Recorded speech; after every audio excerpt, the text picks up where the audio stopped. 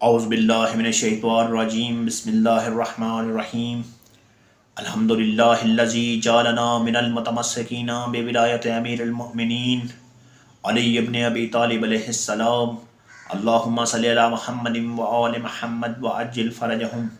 دیکھنے والوں کو السلام علیکم۔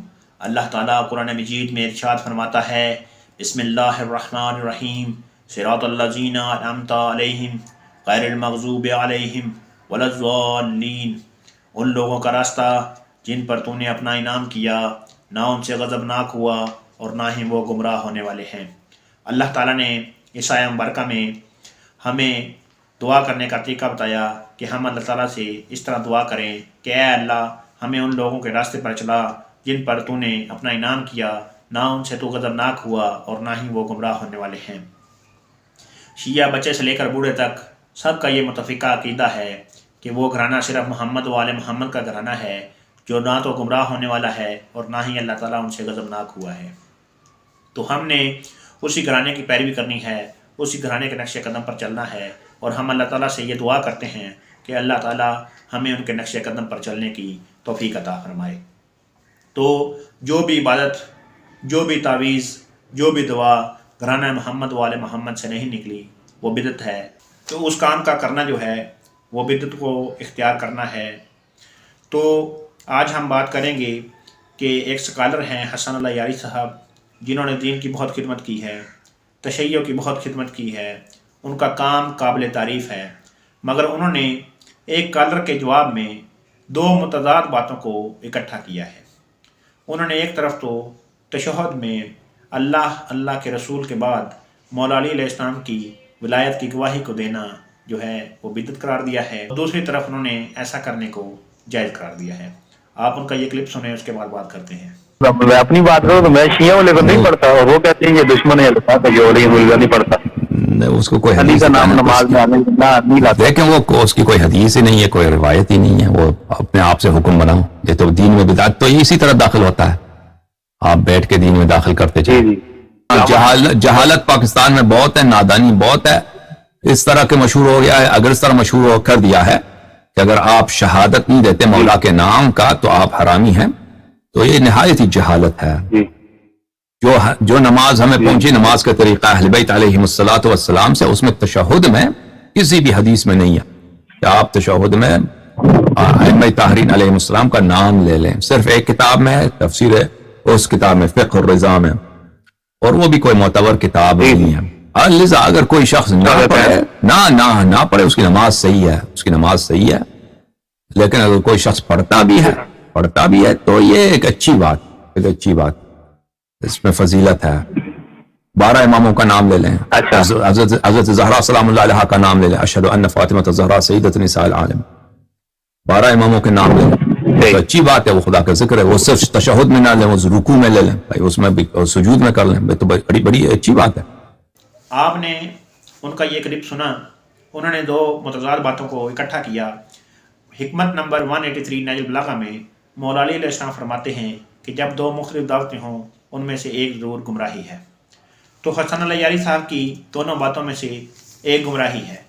یا تو انہوں نے ایسا کرنے کا حکم دے کر دین میں بدعت کو ایجاد کیا، اور یا پھر ایسا نہ کرنے کا حکم دے کر جو ہے دین میں کمی بیشی کی ہے۔ اگر انہوں نے ایسا کرنے کا حکم دے کر جو ائمہ معصومین علیہم السلام نے نہیں کیا، بدعت اختیار کی ہے، اور رسول اللہ صلی اللہ علیہ وآلہ وسلم فرماتے ہیں کہ ہر بدعت ضلالت اور گمراہی ہے، اور اس کا ٹھکانہ جو ہے وہ جہنم ہے۔ جیسا کہ حسن اللہ یاری صاحب کے اور بھی بہت سے کلپ ہیں جو تشہد کے متعلق ہیں، انہوں نے اس میں کافی جگہ پر یہ بھی کہا ہے کہ ائمہ معصومین علیہم السلام سے یہ چیز ثابت نہیں ہے۔ تو اگر ثابت نہیں ہے تو آپ بدعت کو جو ہے وہ اختیار کرنے کا حکم جاری کر رہے ہیں، اور آپ جو ہے وہ ایک ضلالت اور گمراہی کا جو ہے وہ آپ دامن پکڑ رہے ہیں۔ میں اس کے بعد آپ کو ایک حدیث پیش کرنا چاہوں گا اصول کافی سے، جو ہے وہ امام جعفر صادق علیہ السلام سے روایت ہے اور ابو بصیر نے نقل کیا ہے۔ جناب ابو بصیر فرماتے ہیں کہ میں نے حضرت ابو عبداللہ علیہ السلام کی خدمت میں عرض کیا، اے مولا، بعض اوقات ہمارے سامنے ایسی چیزیں اور مسائل آتے ہیں جن سے ان کے بارے میں ہم کتاب خدا اور معصومین علیہم الصلوۃ والسلام کی سنت میں سے کچھ نہیں پاتے۔ پھر ہم اپنی نظر و رائے سے حکم دیتے ہیں، کیا یہ درست ہے؟ آپ نے فرمایا نہیں، اگر تو نے درست فتویٰ دیا تب بھی آپ کو اجر نہیں ملے گا، اور اگر غلطی کر دی تو نے خدا اور رسول کے خلاف جھوٹ بولا۔ حدیث آپ نے ملاحظہ فرمائی، اس میں کتنا سخت حکم ہے کہ اگر تو نے فتویٰ درست دیا، مطلب کسی شخص کو علم نہیں ہے، کوئی سوال کیا ہے کسی نے تو اس نے فتویٰ درست دیا ہے لیکن سوچ کے دیا ہے، خود سے، اس کو علم نہیں تھا، تو اس کا اجر اس کو نہیں ملے گا۔ بے شک اس کی بات جو تھی وہ درست تھی لیکن اس کا اجر اس کو نہیں ملے گا، کیونکہ اس نے دین میں خود سے بات جو ہے وہ ایڈ کی ہے، خود سے جاری کیا ہے حکم، اس کو اس چیز کا علم نہیں تھا، اس کو اجر نہیں ملے گا۔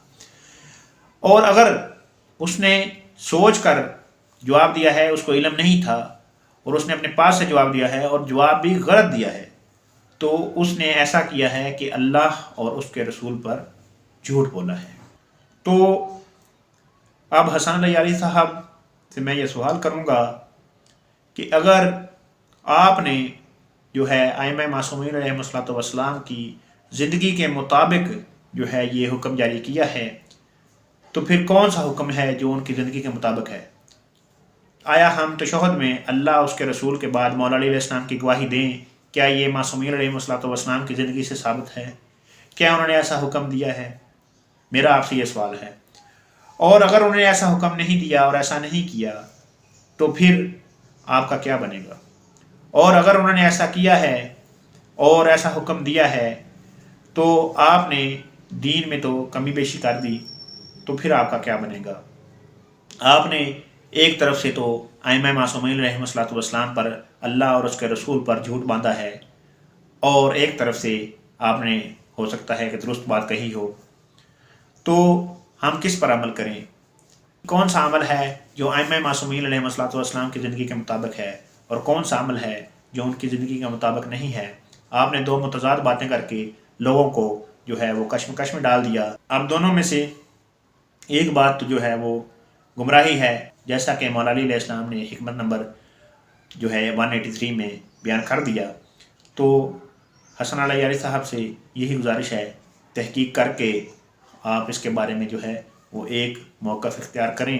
دو موقف اختیار کرنا جو ہے وہ لوگوں کو ضلالت اور گمراہی کی طرف دعوت دینا ہے۔ وما علینا الا البلاغ المبین۔ اللہم صلی علی محمد و آل محمد۔